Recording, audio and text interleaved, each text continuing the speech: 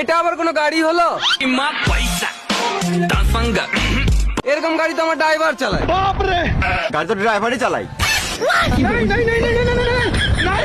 না মানে আমি যেটা পার্সোনাল ইউজ করি তার নাম হলো BMW 13 Pro Max।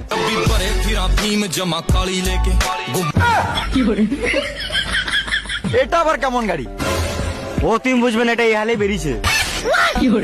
ও মেনে নিতে হবে। আর আমি যে পার্সোনাল হেলিকপ্টারটা ইউজ করি ওটা হলো হিরো স্প্লেন্ডার প্লাস।